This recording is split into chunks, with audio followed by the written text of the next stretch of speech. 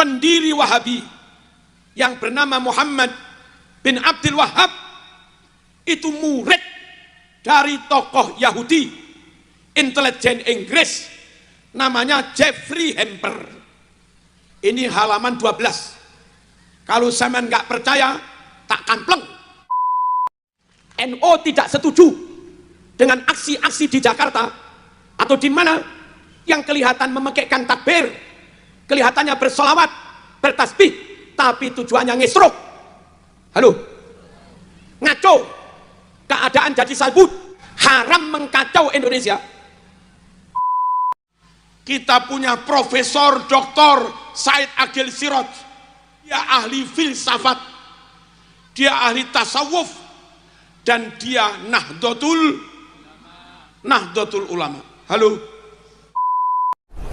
Orang NU itu ya, PBNU itu sudah sering makan haram, melawan agama, melawan habaib.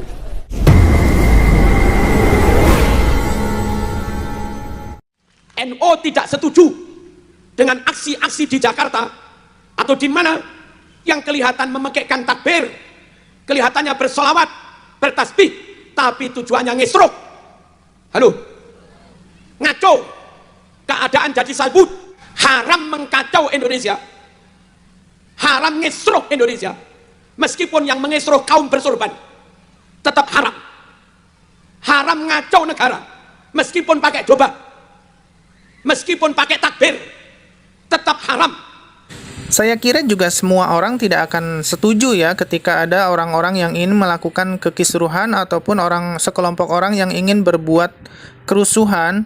Tentu kita tidak setuju dengan hal itu. Nah, tetapi yang dimaksud oleh Pak Marzuki Mustamar tadi adalah aksi-aksi yang ada di Jakarta. Ya, siapa lagi kalau bukan aksi-aksi demonstrasi yang dilakukan oleh umat muslim beberapa tahun lalu.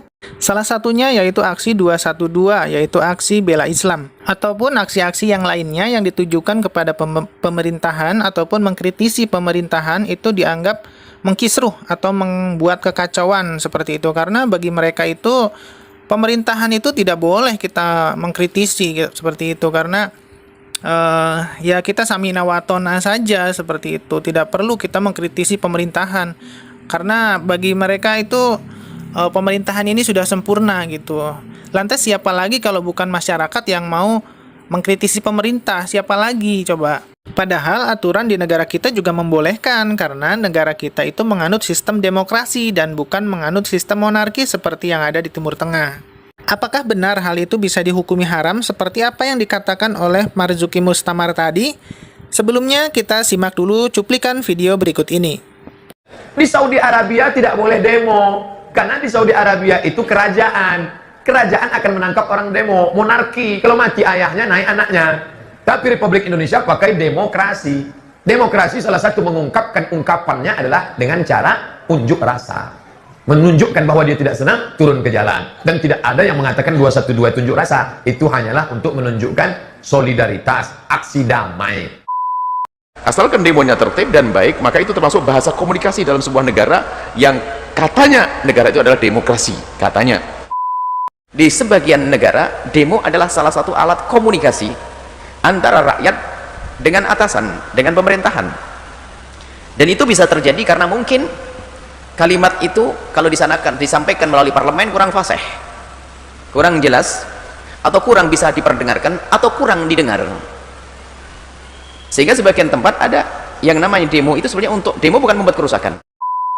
Di Timur Tengah, dimanapun, di Saudi dan sebagainya, haram hukum demo dan sebagainya, itu nggak boleh. Karena memang aspirasi yang disampaikan di situ sudah disusun, ada tingkatannya. Ini ada majlis sya'bi. Kalau tidak puas dengan ini, sampaikan ke sini, sampaikan ke sini. Jadi semuanya diatur, supaya nggak ada kerusakan-kerusakan turun ke jalan dan sebagainya. Maka ketaatan pada penguasa, ulil amri pada situ, wajib hukumnya. Nggak boleh dilawan. Mutlak di sini. Jadi kalau Anda tanyakan hukum demo kepada saya akan jawab seperti itu umumnya. Tapi sekarang, pemerintah kita memiliki sistem yang tidak sama dengan di luar. Mereka sendiri yang menyuruh kita untuk melakukan itu, karena membuat sistem dalam pemerintahannya. Ya di Undang-Undang 9 tahun 1198. Ya di bab yang pertama, pasal yang pertama, di nomor yang ketiga, posisi paling kiri sebelah bawah. Pendiri Wahabi yang bernama Muhammad bin Abdul Wahhab itu murid dari tokoh Yahudi intelijen Inggris namanya Jeffrey Hamper. Ini halaman 12. Kalau zaman nggak percaya, tak kampleng. Karena yang nulis nggak main-main. Mbah Maimun Zubair, Mbah Fakih, Rois awal zaman Mbah Hasyim Asy'ari.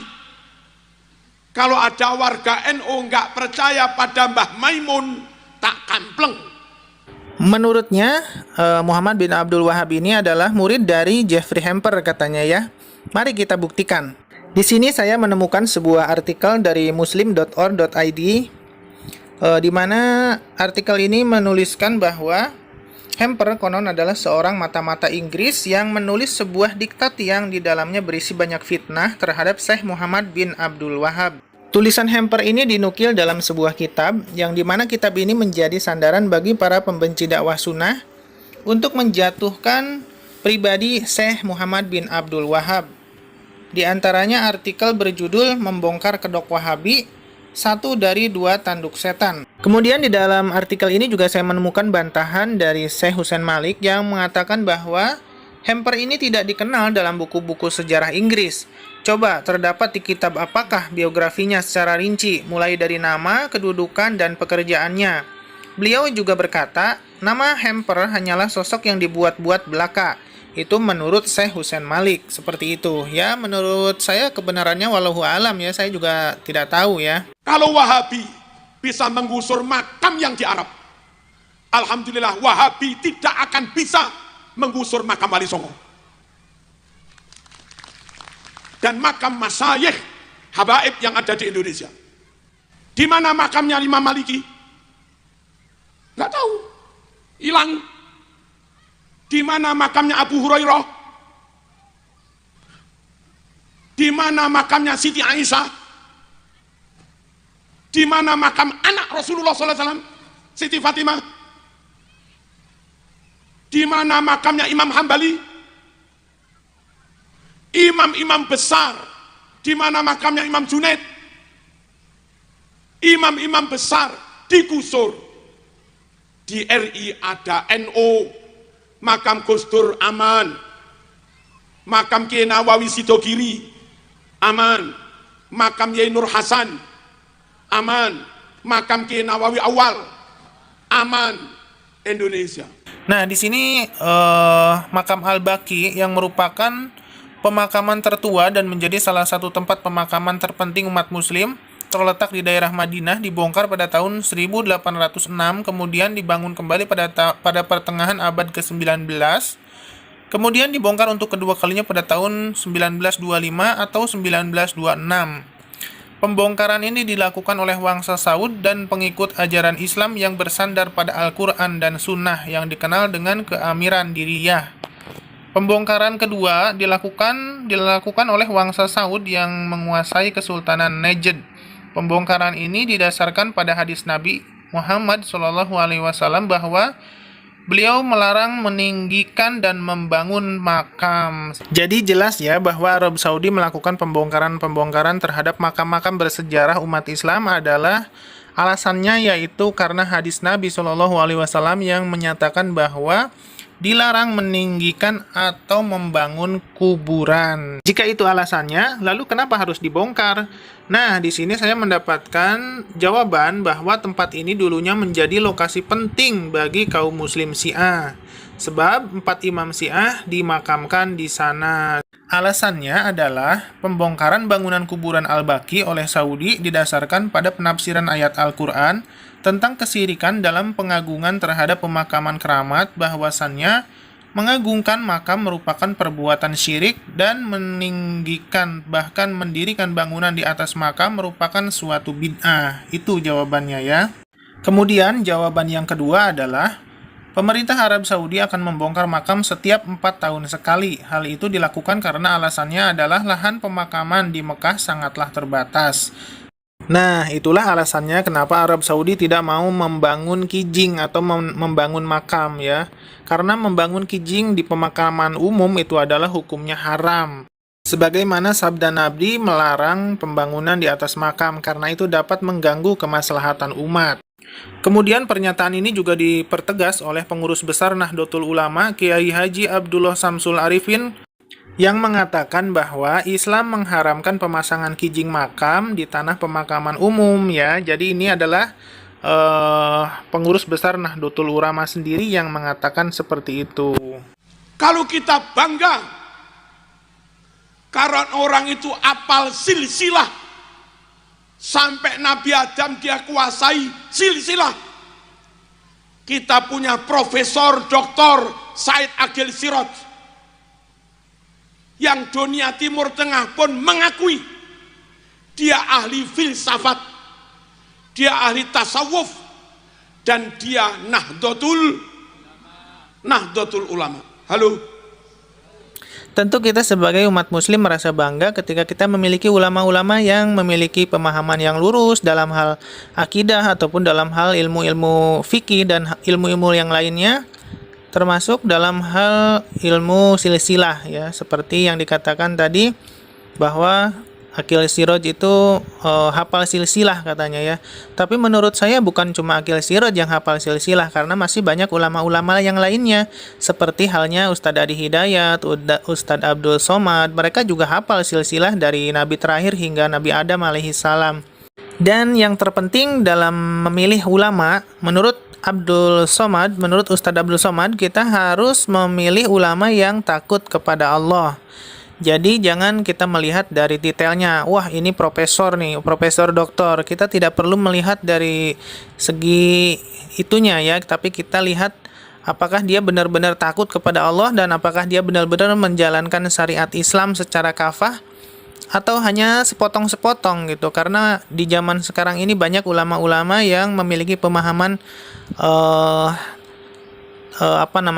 pemahaman liberal semacam itu. Jadi mereka suka mencampur adukan akidah, suka toleransinya kebablasan seperti itu. Nah, itu lebih baik jangan diikuti seperti itu. Ya, kita ketahuilah bahwa Akil Siraj dan Gus Dur itu mereka memiliki pemahaman yang sama ya dalam hal itu ya. Mereka itu memiliki toleransi yang menurut sebagian ulama itu adalah toleransi yang kebablasan seperti itu ya. Makanya Gus Najih, yaitu putranya Mbah Maimun Jubair, dalam cuplikan videonya mengatakan bahwa orang-orang NU itu kebanyakan makan uang haram. Ya, wallahu alam, saya juga tidak tahu ya. Ini sangat mengerikan sekali. Sebetulnya harus kita lawan. Tapi bagaimana ya? Apakah kita sudah terbiasa dengan makan haram?